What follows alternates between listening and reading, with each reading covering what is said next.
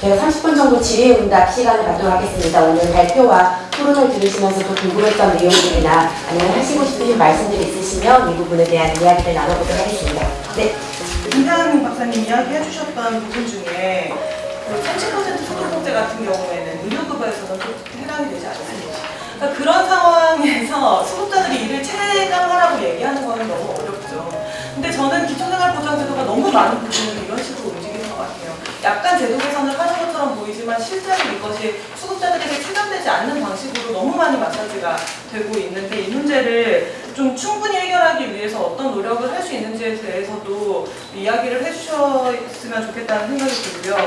그리고 저는 기준중위소득 부분 같은 경우에는 지금 생계급여 문제를 다른 사회 서비스가 필요하다는 것이지 사회 서비스가 있으면 해결 안 해도 된다는 게 아니잖아요. 특히 이 기준중위소득 5년 전에 분명히 격차 해소를 위한 방안을 보건복지부가 마련을 했습니다.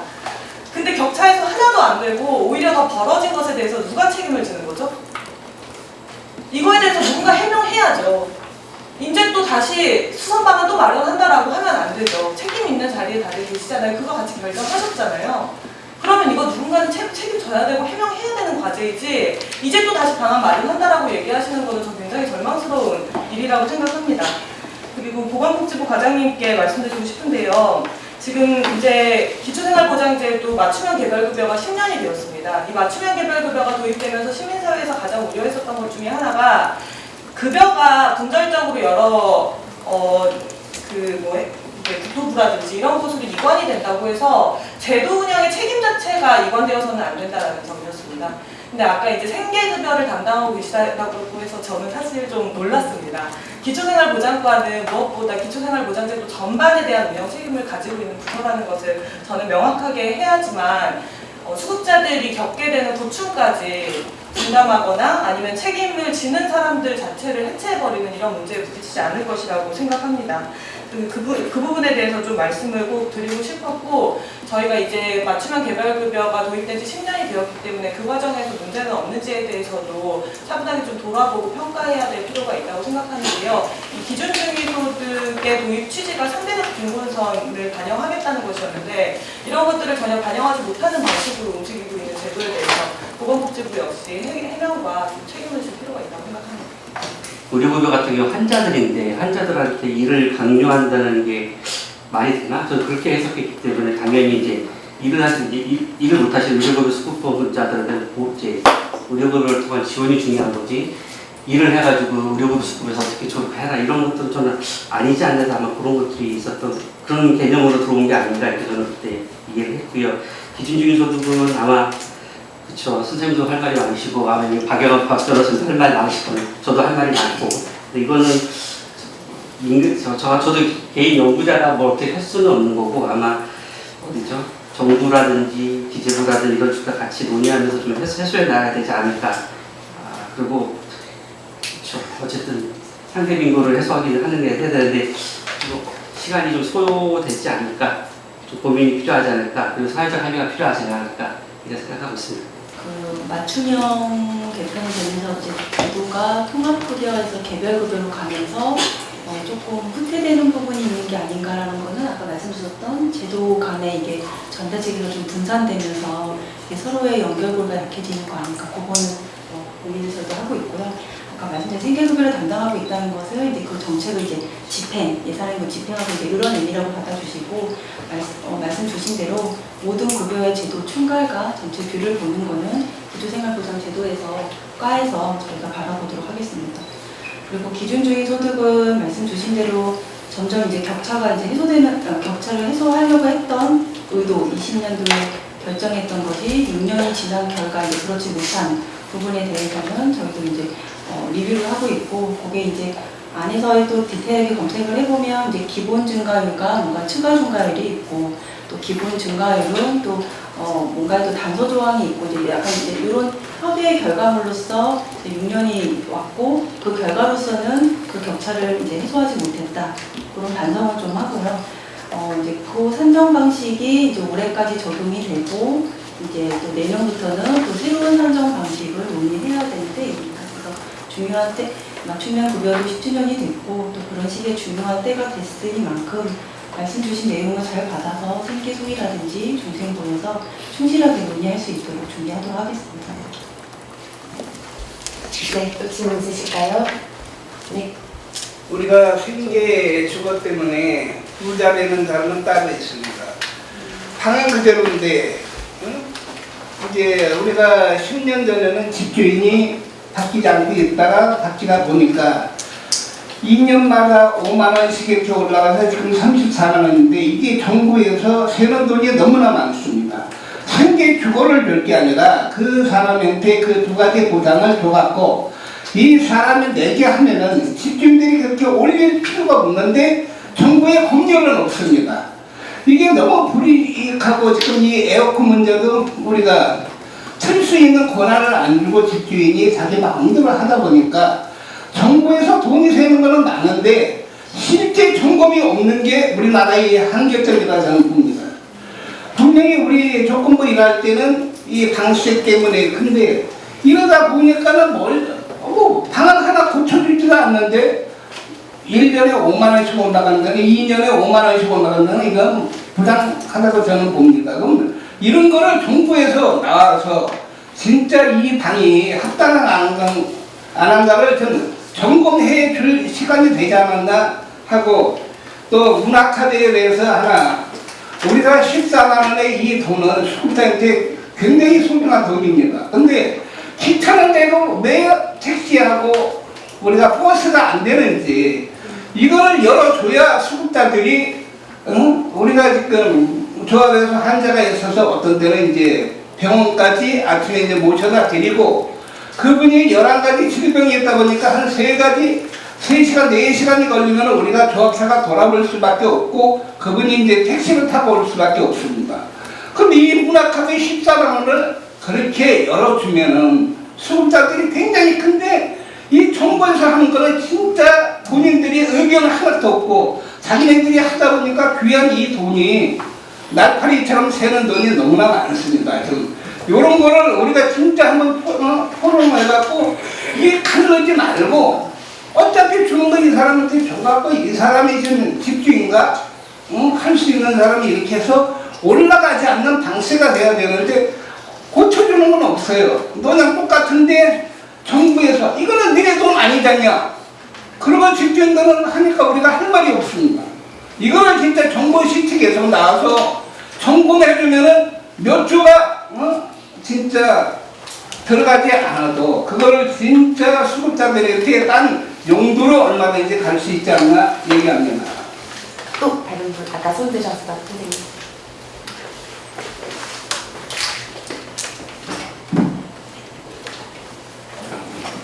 네, 홍익생동의 이유정입니다. 현재 우리나라의 기초생활보장제도에 4대 급여가 있고 여기에 추가해서 자활급여가 중간에 있던 근데 여기서 이제 핵심이 뭐냐면 아까 이제 초두에 박영 선생님께서도 얘기하셨지만 자활급여는 분명히 본인이 일을 해서 소득을 창출했기 때문에 소득이 맞습니다. 근데 예를 들면 교육급여나 의료급여나 주거급여는 소득이 아닙니다. 비소득이 잡혀있는데 가장 생계와 직결되는 생계급여는 소득이 잡혀있습니다. 그러면 여기서 문제가 되는 것은 중복의 조건이 되는 거죠. 그래서 일을 안 하면 탈락이 됩니다. 근데 일을 하면 소득이 생겼으니까 탈락이 됩니다. 예를 들어서 이렇게 되면 어차피 일을 해도 못 받게 되는 거고 안 해도 못 받게 되는 거고 이런 상황이 발생을 하는 거고 이 중복 조건의 기준이 없어져야 된다고 생각을 하고요. 그 다음에 얼마 전에 경제신문에 이제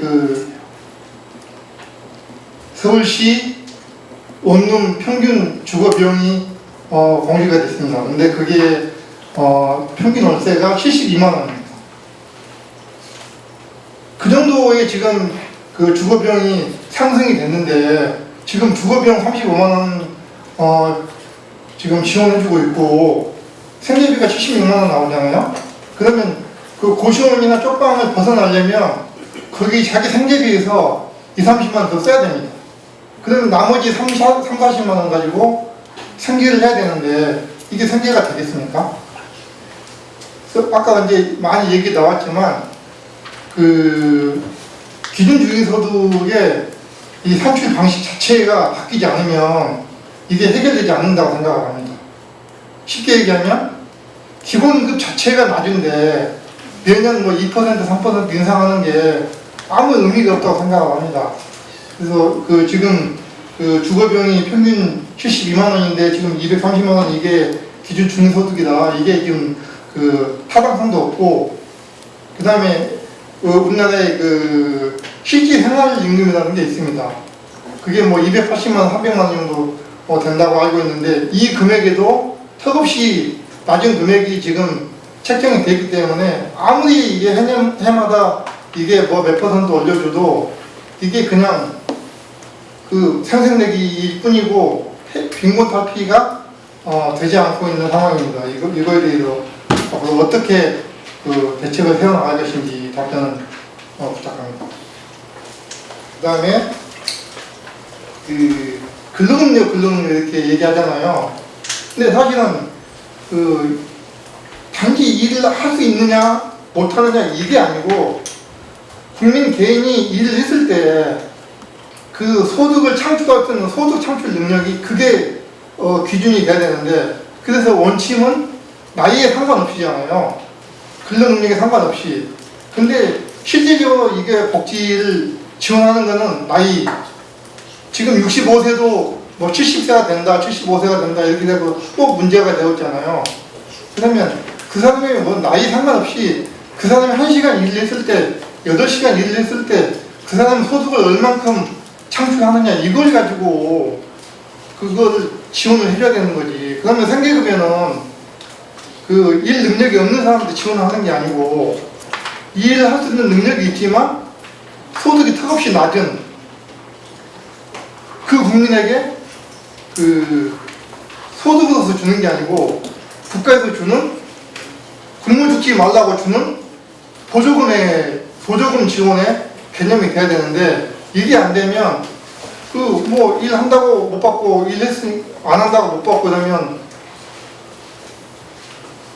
맨날 이렇게 모여서, 저는 사실 그 몇 년 전까지 수급 받다가 이게 도저히 수급 이거 안 되겠어서 그냥 수급 포기하고 솔직하게 노숙하고 있습니다.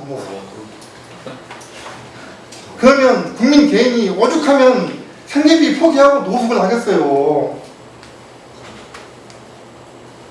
아까 그 현장에서 뭐 얘기하시잖아요. 그거 얘기해 줄까요?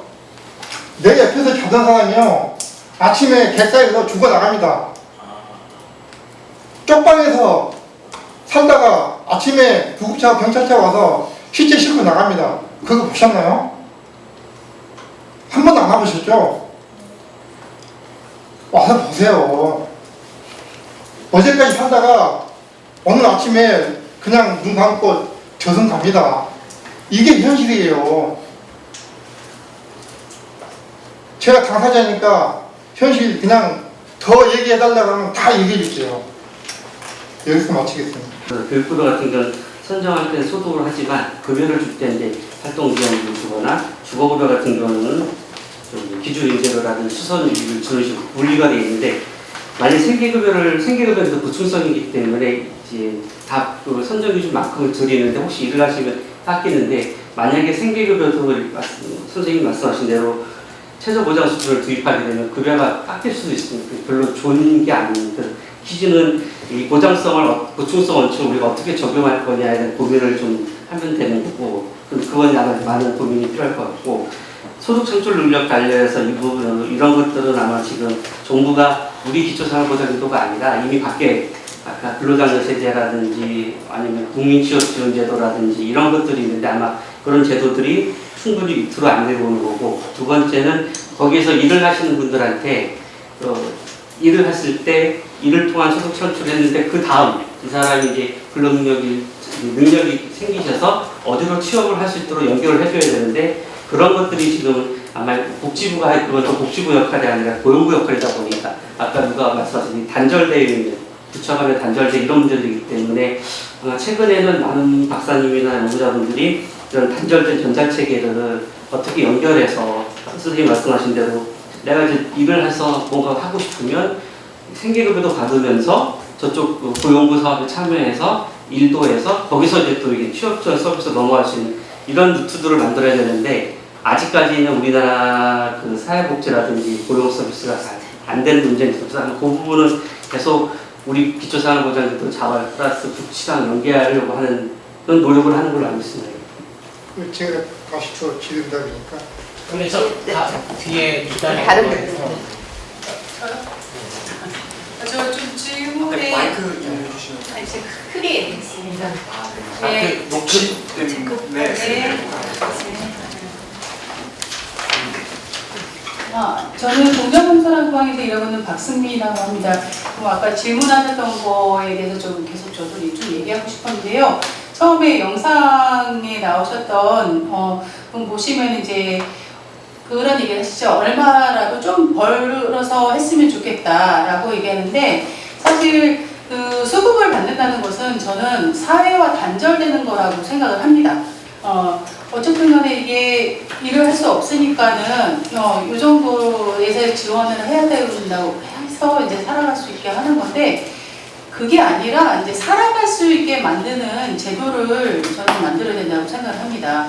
이 수급자가 되는 순간 일을 할 수가 없잖아요. 아까 그 얘기 하시는 것 같아요. 그래서 단 얼마라도 벌어서 그 부족한 부분을 충당할 수 있게 함으로써 사회에서 일을 하게 되고 아까 자활을 뭐 계속 얘기하시는 것 같은데 그런 지원이 아니어도 당장에 뭐 저희 주민 제가 일하는 곳은 이제 쪽방촌이고요. 저희 주민분들이 어디 일용직이라도 한번 가시고 싶거나 식당에서 일을 하고 싶어도 사실 수급에 영향이 갈까봐 이제 일을 못 하시는 거예요. 심지어 저희 주민분 중에서 맨날 다니시면서 이제 그 폐지를 줬는데 이게 어느 날 또 신고가 들어가가지고 또 이제 수급에도 영향을 미치게 되고 심지어는 그 이제 이분이 당시에 50원만 수급비 받을 때 40만 원을 저금을 하셨어요. 저금을 하셨는데 이게 나중에 이제 만기가 돼서 탈 때쯤 되니까 수급비가 깎인 거예요. 그래서 시청에 용산구청에 가가지고 왜 깎았냐고 그랬더니 이제 소득이 이제 목돈이 있으니까 이건 이제 수급비에 영향을 준 거라고 얘기해서 당신네들이 나 임대아파트 가라겠으면 나 보증금이라도 있어야 될 것 같아가지고 내가 진짜 안 먹고 안 쓰면서 뭐 하는데 이거를 지금 수급비를 깎았냐 또 아주 상식적이지 않은 그런 대답을 듣고 오셨어요. 결국에는 그 구청에서 난리나는 시시니까 다시 이제 뭐 분석해 주셨는데 이런 제도가 아니라 어쨌든 간에 살아갈 수 있는 제도를 만들어야 되는 거예요. 돈을 버니까 그만큼 너 일할 수 있으니까 이거 깎는 게 아니라 살아갈 수 있게 하는 최소한을 마련해주고 벌어서 쓸 수 있으면은 쓰고 그것이 정착되면서 이제 탈수급도 할 수 있는 거고 심지어 저희가 몇 년 전에 그 공덕동 어느 편의점에서 그 사장님이 연락을 주셨어요. 내가 이렇게 보탬은 줄 수 없지만 그 주민분을 고용을 하겠다. 대신에 성실하게만 일하시면 된다라고 했는데 일을 하고 싶으셨어요. 수급비보다 더 많이 받아요. 문제가 또 뭐냐면 이렇게 되면은 의료급여를 또 못 받게 되는 거예요. 병원을 계속 가야 되는데 의료급여가 또 월급을 많이 받더라도 병원을 가는 병원비가 부담이 되니까 일을 할 수가 없으셨던 거예요. 이런 복지제도 말고 기본적인 복지제도를 바탕으로 해서 일을 할 수 있게 하는 탈수급할 수 있게 하는 그런 지원이 돼야 되는 거지. 정말 아프시기 때문에 어디 가서 뭐 일을 많이 하실 수가 없어요, 사실. 저 이렇게 주저앉게 하는 정책이 아니라 살아갈 수 있게 하는 정책이 되어야 된다라고 저는 말씀드리고 싶습니다. 그리고 아까 사실 부양의무제 나오고 급여도 많이 이제 완화됐다라고 얘기하는데 저는 그게 얼만큼 완화됐는지 실감할 수가 없어요. 제가 이곳에서 일한 지가 지금 8년이 됐는데 여전히 그 부양의무제 기준 때문에 의료급여 적용도 못 받으시고 생계급여도 못 받으시는 분들이 계시단 말이죠. 또 좋아졌다는 얘기는 안 하셨으면 좋겠습니다.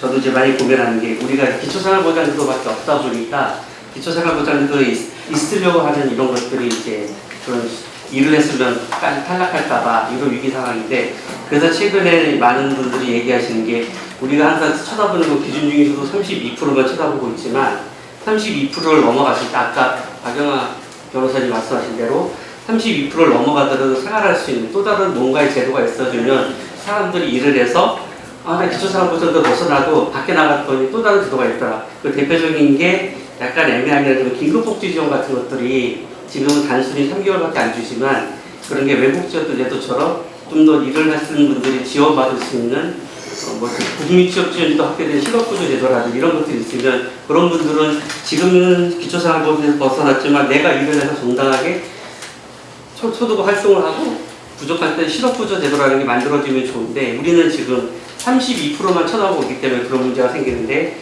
그래서 만약 아마 아시는 분들은 아시겠지만 32%를 넘어서 또 다른 제도를 만들자. 그래서 아동 같은 경우는 아동수당 제도가 있는 거고 노인 같은 경우는 기초연금이 있는데 우리 저 가운데 계신 젊으신 분들이나 근로비건시 같은 경우는 그냥 1년에 한 번 주는 EITC밖에 없기 때문에 그게 아니라 EITC 같은 것들을 12개월 받을 수 있도록 해주면 좋지 않냐. 그리고 아까 또 하나는 우리가 주거급여를 되게 중요하는데 주거급여도 잘 보는 게 주거급여도 48% 이하만 해당이 되는데 실제로 주거가 제대로 활동하려면 아까 선생님께도 여쭤봤지만 48%를 넘어갔으면 월세 사시는 분들한테 지원할 수 있는 또 다른 주택수당 같은 제도들 아니면 지금 뭐 임대아파트는 시간이 많이 걸리기 어렵지만 이런 제도들이 같이 그래서 아까 제도가 연계할 수 있는 프로그램들을 만들 필요가 있다고 하는 게 그런 데서 나오는데 그러려면 이제 같이 합의해서 좋은 안들을 만들어야 돼. 근데 지금은 그게 없다 보니까 선생님 말씀하신 대로 그런 문제가 다 여기에 걸려있는 거죠.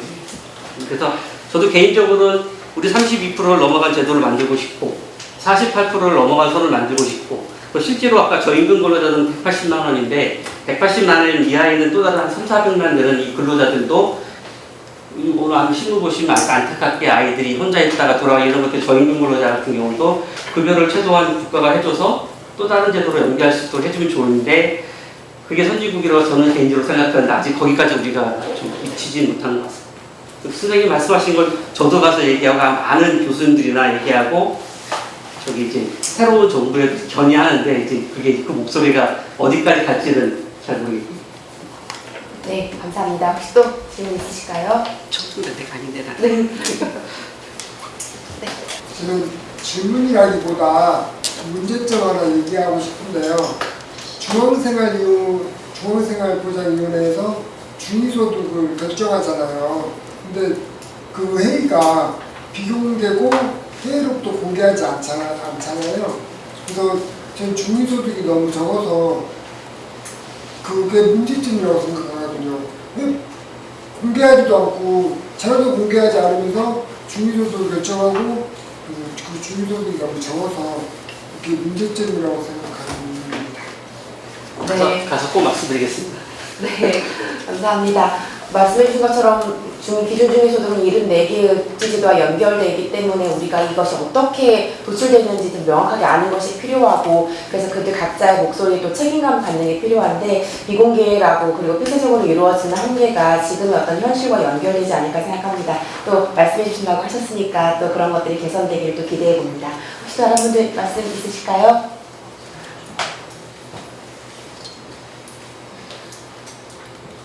네, 혹시 오늘 토론자나 발표자분들께서 아마 시간 관계 때문에 저희가 좀 짧게 시간밖에 못 드렸는데 혹시 추가적으로 하실 말씀 있으시다면 또 한마디씩 부탁드리겠습니다.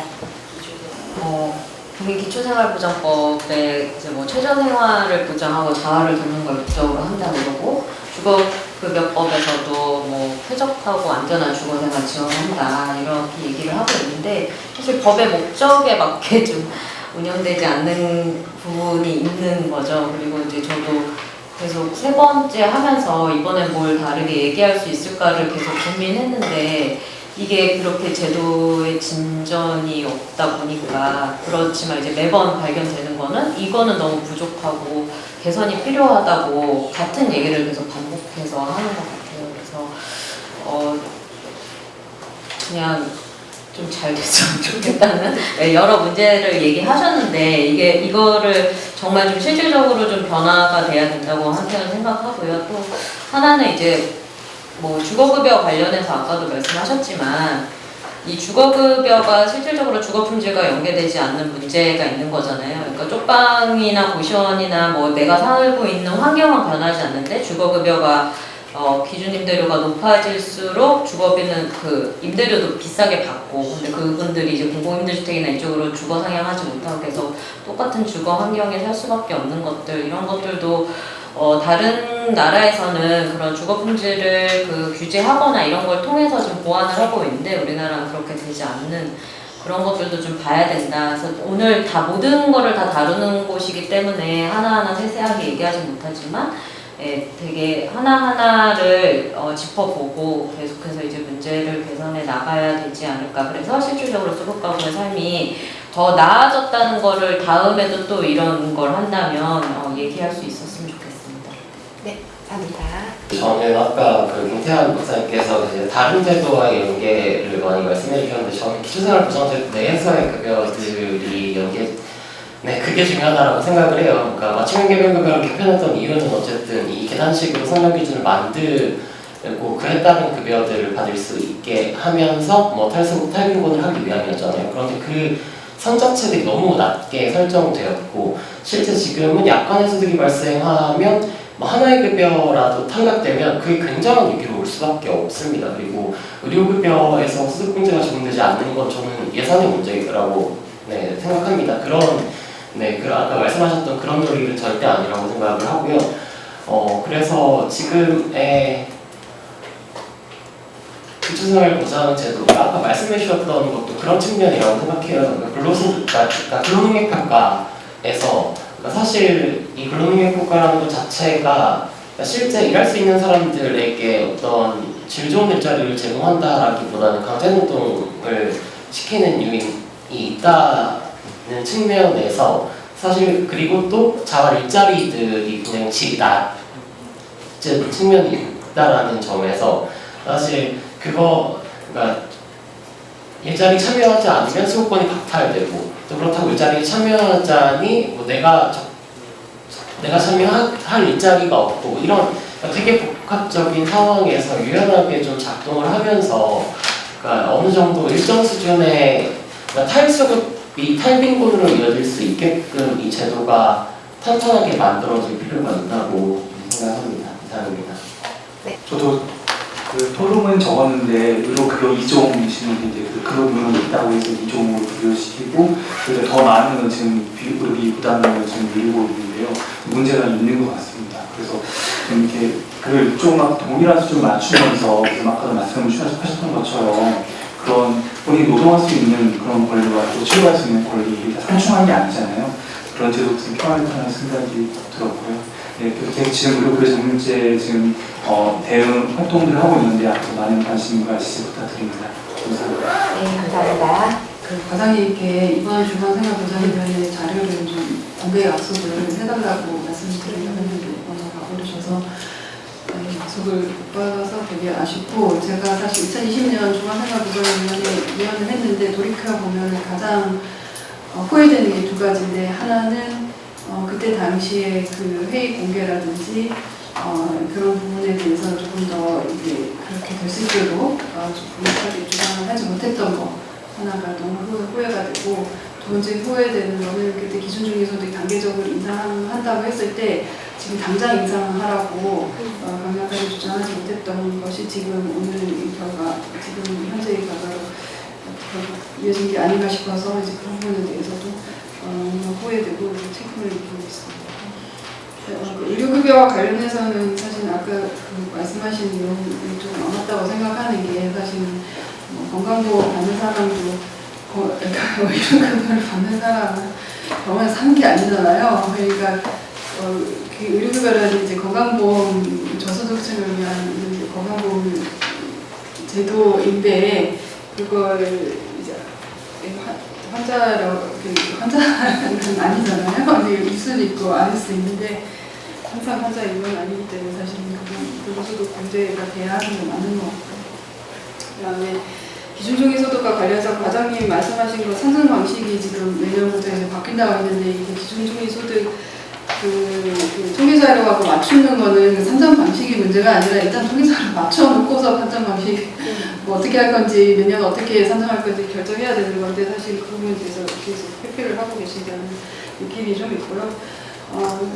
그리고 아까 말씀하신 것 중에 근로능력 있다 없다라 사실은 이렇게만 판단을 하는데 이게 불구능력이 있다고 해서 소득 창출이 되는 게 아니라는 말씀을 계속 해주셨고 이제 그 부분에 대해서 그러니까 소득 창출이 될 수도 있고 안 될 수도 있고 그게 사실은 불안정한 일자리에서 그러니까 사실은 수급자가 되기 전에도 불안정한 일자리에서 일하셨던 경우가 많고 그때도 빈곤했는데 수급자가 돼서 그나마 이제 의료급여라든지 이런 부분들이 조금 더 안정적으로 되는 부분 때문에 이제 탈수를 못하는 이제 사실 어떻게 보면 이제 그런 상황인데 이제 그런 부분들에 대해서 이제 아마 얘기를 하셨던 것 같고 그래서 거기에 대한 대책이 필요한데 물론 이제 실업 구조라든지 여러 가지 제도가 있고 그게 이제 좀 잘 연계가 되고 이제 어떻게 보면 좀 빵빵한 사회 안전망이 되어 있다면 굉장히 좋겠지만 지금 그게 아닌 상황에서 그런 제도들이 있을 수 있다라고 얘기하는 게 굉장히 좀 공허하게 느껴지는 부분들이 좀 있거든요. 그래서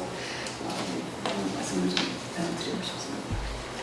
오늘 우리가 이제 국민기초생활보장제도가 누군가에게는 유일한 안전망임에도 불구하고 엄격한 선정 기준 그리고 낮은 보장성의 문제를 지적했습니다. 이 문제를 해결하기 위해서는 오늘 우리가 논의에 나왔던 것처럼 부양의무자 기준의 완전 폐지 그리고 기준 중의 소득의 현실화 그리고 급여의 보장성 강화와 의료급여의 계약 저지 등등이 반드시 이루어져야 되지 않을까라고 생각합니다.